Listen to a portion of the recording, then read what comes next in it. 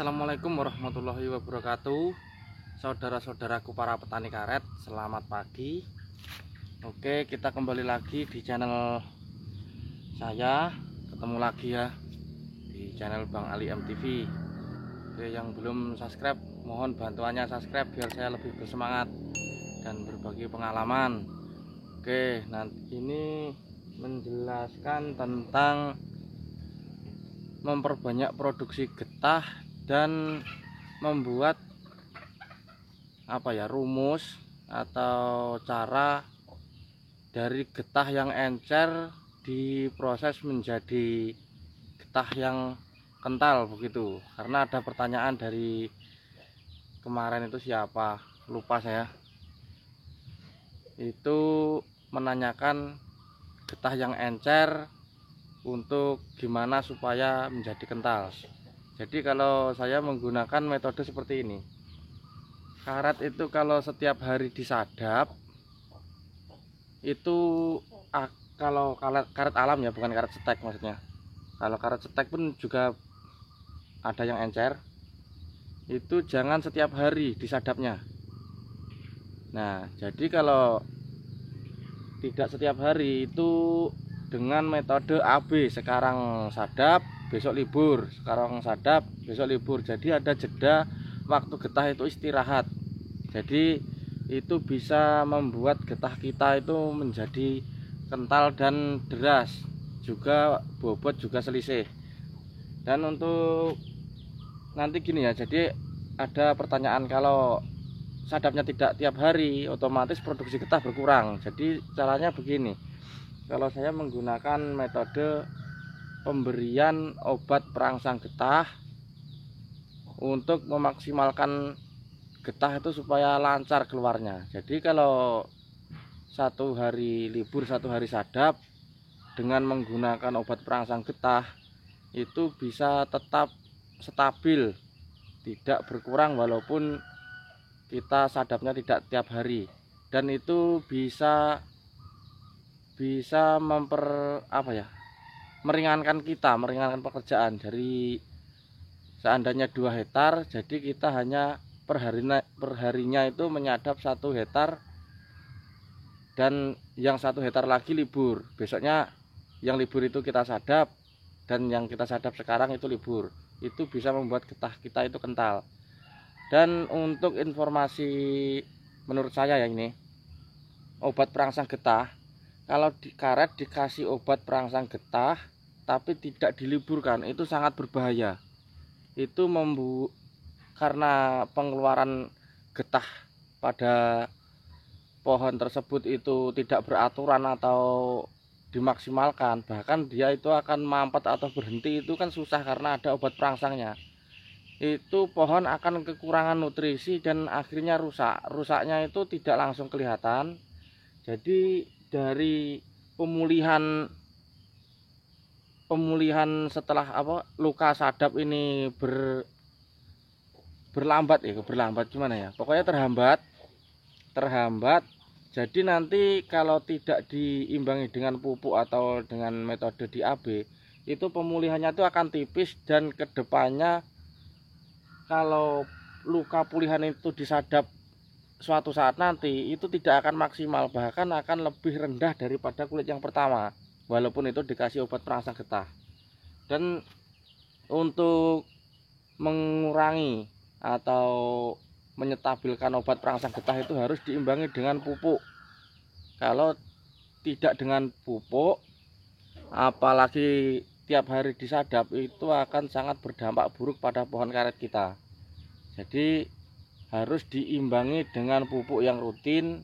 Kalau saya menggunakan pupuk itu 2 bulan sekali, bahkan kalau ada dana ya sebulan setengah itu sekali, tapi pupuknya itu sedikit. Saya menggunakan pupuk NPK Mutiara, bisa yang Yaramila, bisa yang 1616 itu satu pohon cukup 1 genggam rapat segini ya, bukan segini, 1 genggam rapat itu cukup, tapi durasinya paling lama 2 bulan sekali. Kenapa saya menggunakan itu? Karena menurut saya karet sadap itu otomatis sudah produksi, itu tidak cara pemupukannya itu tidak disupayakan membuat pohon karet itu cepat besar atau cepat tinggi, bukan, tapi untuk memaksimalkan produksi getah. Jadi kalau karet produksi itu tidak perlu banyak, yang penting rutin. Dan kalau diberikan obat perangsang getah itu bisa kental karena ada nutrisi yang kita berikan, dan kita menggunakan metode AB ini sangat membantu pohonnya. Jadi ada jeda waktu istirahat getah itu keluar. Kalau terus-terusan disadap dikeluarkan itu tidak bisa pohonnya itu tidak bisa mencari makan lah istilahnya, karena banyak yang dikeluarkan dan itu akan berdampak buruk. Jadi rumusnya harus diketahui untuk menggunakan obat perangsang getah. Jangan asal pakai, yang penting banyak sekarang, besok kalau kurang lagi ditambah lagi obat perangsang getahnya, begitu seterusnya. Kalau bisa diperhatikan, kalau satu musim ini dapat seumpama 40 kilo, dikasih obat perangsang dapat 80 atau 70 kilo.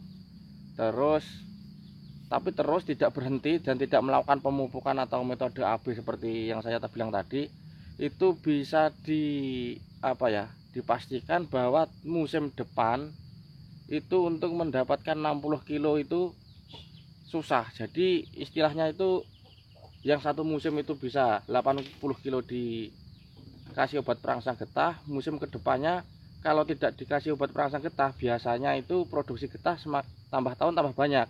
Tapi karena kebanyakan obat perangsang getah dan tidak pernah dipupuk, itu lambat laun akan turun lagi, dan bahkan durasi waktu pemberian obat perangsang getah itu yang biasanya sebulan sekali bisa menjadi setengah bulan sekali, terus tambah bulan tambah tahun, akhirnya bisa seminggu sekali, bahkan ada yang 3 hari sekali. Itu karena sama sekali susah mengeluarkan getahnya. Jadi kalau sudah ketagihan seperti itu susah mas, mau beli pupuk juga dananya berkurang karena produksi sudah tidak lancar. Kalau tidak dipupuk, kalau tidak diobat perangsang getah itu juga tidak keluar. Jadinya besok beli obat perangsang getah lagi, besoknya kalau berkurang beli obat perangsang lagi, akhirnya lambat laun karetnya itu akan rusak dan produksinya akan berkurang. Itu bisa dibuktikan kalau karet itu sudah menggunakan obat perangsang getah yang tahun-tahunan. Ya, itu bisa dibuktikan dan bisa dibandingkan dengan orang yang sering mupuk, itu tetap lain mas. Karena rumusnya, kalau saya gini, ini saya kasih obat perangsang getah atau besok saya kasih obat perangsang getah, itu 2 kali sadap atau 1 kali angkit, itu langsung saya belikan pupuk. Nah begitu rumus saya. Jadi kalau setelah itu sudah bagian saya selama 2 bulan, selama 1 bulan lah, 1 bulan itu bisa dikasih lagi obat perangsang getah. Dan keduanya itu kan belum mupuk, itu berarti itu masih bagian saya lagi. Jadi bagian karetnya itu saya sisihkan pertama kali pengangkitan setelah obat perangsang getah saya berikan. Jadi karetnya juga dikasih makan, dan kita akan diberikan imbalan getah yang kental dan memuaskan setelah dikasih obat perangsang getah. Oke, seperti itu kurang lebih rumus saya mengentalkan getah dan memberikan obat perangsang supaya getah pohon karetnya tidak rusak. Mudah-mudahan bermanfaat. Dan kalau yang karetnya sudah terlalu rusak, nanti saya berikan sedikit cara yang banyak orang sini gunakan untuk berbagi pengalaman. Oke, terima kasih yang sudah menonton. Mudah-mudahan bermanfaat. Salam petani karet, mudah-mudahan harga stabil. Assalamualaikum warahmatullahi wabarakatuh.